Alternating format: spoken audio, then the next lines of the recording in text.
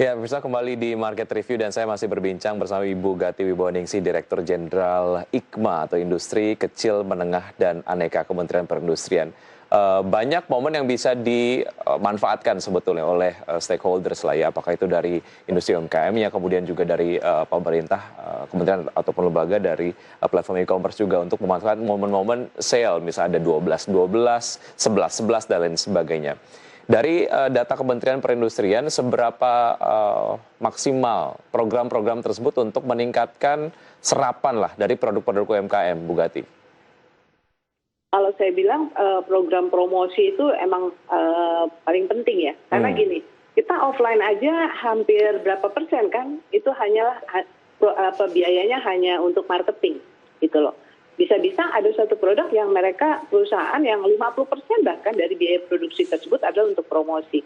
Nah, jadi benar-benar kita bersyukur Pak Jokowi itu bikin gerakan nasional Bangga Buatan Indonesia. Karena nih di gerakan itu kita tuh berkoordinasi kementerian, antar kementerian satu, kemudian kementerian dengan pemerintah daerah itu, kemudian KL dengan pihak swasta. Swastanya bukan hanya e-commerce aja, tetapi logistiknya, pembiayaannya, gitu loh.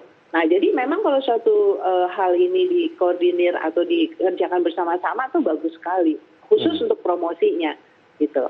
Apalagi sekarang kan lebih gampang, Mas Vicky, promosi online.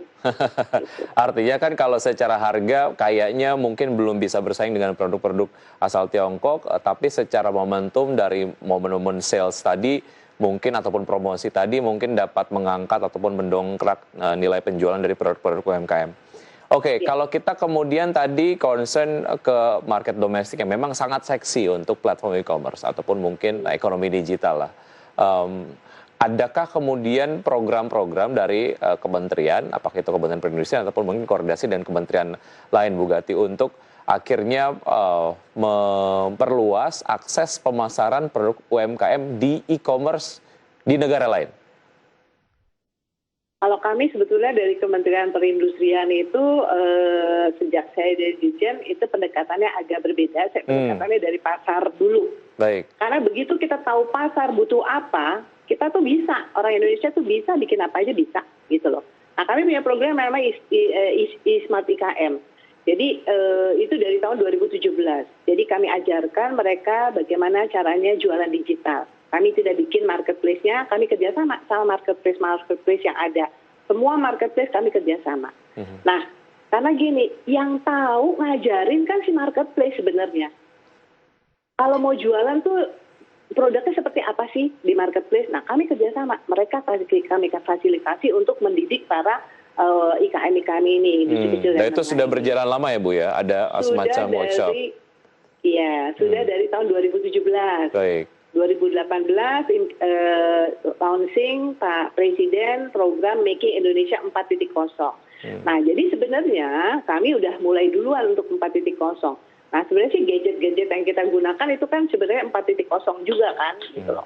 Nah, dari situ kita bisa dapat data. Banyak data yang bisa kita peroleh dari situ. Nah, itu adalah salah satu cara kami ngajarin bagaimana si industri kecil menengah ini mengetahui bagaimana mereka menyampaikan produknya itu kepada konsumen. Gitu. Nah, kami bersyukur di tahun 2020 awal atau 2019 akhir ya, awal juga 2019 maksud saya, itu makin banyak yang ngajarin UMKM ataupun IKM itu jualan secara online. Baik. Nah, itu suatu kemajuan yang bagus. Bu Gati, seperti yang Anda tadi sampaikan bahwa memang ketika memutuskan untuk melakukan penetrasi kepada sebuah market harus market driven begitu ya. Tadi kita juga kemudian membahas mengenai bagaimana sebetulnya ketika kita mengkampanyekan value dari produk UMKM, masyarakat juga kemudian akan menyadari daya saing dari produk-produk UMKM. Tidak terlalu mempertimbangkan harga sebagai pertimbangan utama lah begitu. Jadi kalaupun memang dari produk UMKM Indonesia harganya lebih mahal, tapi ketika tahu value-nya ini made in Indonesia, bisa mensupport ekonomi UMKM, mungkin masyarakat akan membeli. Nah, sekarang kalau kita lihat dari market Indonesia sendiri sudah segitunya belum? Artinya gini, market kita tuh masih price oriented atau sudah ke value oriented, Bu Gati? Ya, kalau kita beli produk itu kan yang paling penting kita tahu adalah merek sebenarnya atau brandnya. Nah, kemudian yang kedua adalah kita biasanya lihat-lihat tuh apa ininya orang kan, pendapat orang mengenai produk tersebut. Dan yang paling penting kan deskripsi produk itu kan kalau kita jualan online kan. Kalau kita beli produk online maksud saya, kan kita harus tahu produknya apa. Karena kan Mas Wiki kan nggak bisa lihat. Maksudnya bisa lihat tapi kan nggak bisa megang, nggak bisa sentuh barang tersebut. Nggak bisa experience produknya gitu ya? Nah itu, nah ini adalah yang paling penting diketahui oleh para IKM atau UMKM, bagaimana dia jualan produknya gitu loh. Karena dengan apa namanya, selain itu ini ngajak si siapa namanya pembelinya itu memberikan komen mengenai produk tersebut, itu salah satu cara untuk mempromosikan produk tersebut. Nah, kalau kita lihat ya, komunitas saya aja nih, teman-teman saya tuh udah jarang deh yang pakai merek-merek. Nah, mereka lebih bangga kalau pakai produk-produk yang tasnya dari kain. Kemudian kalau ada yang perpaduan antara tenun dengan apa namanya anyaman, itu kita lebih bangga gitu loh. Yang saya kebetulan sekjennya Dekranas, jadi ya saya nggak boleh pakai produk luar, harus pakai produk dalam negeri. Harus apa namanya ikut campaign juga. Artinya memang harus ada skill how to communicate di produk gitu ya. Tidak hanya kemudian menaruh foto begitu, katakanlah ini untuk bicara untuk skupnya adalah e-commerce gitu.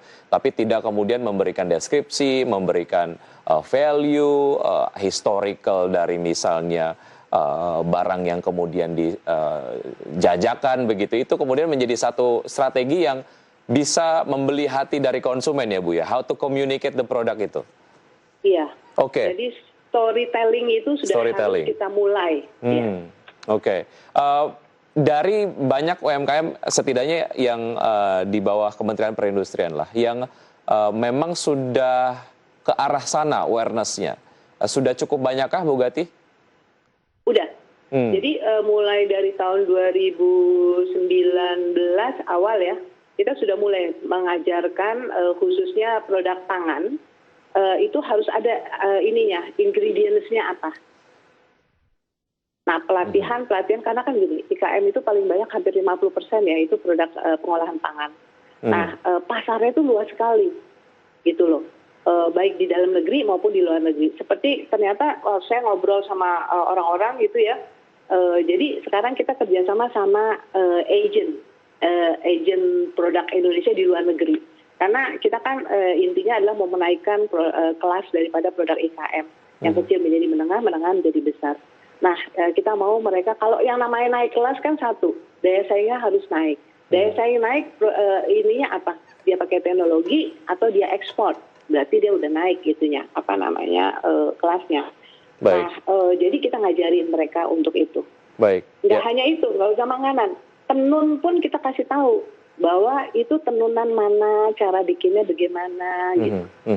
Ya, yang paling penting disadari oleh teman-teman UMKM adalah bagaimana sebetulnya keberadaan dari produk-produk asal Tiongkok di platform e-commerce Indonesia adalah that is the nature of the business gitu. Bagaimana sebetulnya kita memenangkan persaingan itu yang kemudian kita terus exercise, dan semoga ke depan UMKM kita menjuarai market digital di Indonesia. Bu Gati, terima kasih sudah berbagi optimismenya di Market Review. Sukses selalu, saya selalu untuk Anda Bu Gati. Iya, sukses dan sehat untuk Mas Wiki juga. Baik, terima kasih, sampai jumpa. Dan pemirsa tetap di Market Review saja, kami akan hadir dengan bahasan lain mengenai pembebasan PPNBM, bagaimana sebetulnya ini dapat mempengaruhi pendapatan pemerintah ataupun mungkin pemasukan pemerintah dari sektor pajak. Usai jeda berikut ini, tetap di Market Review.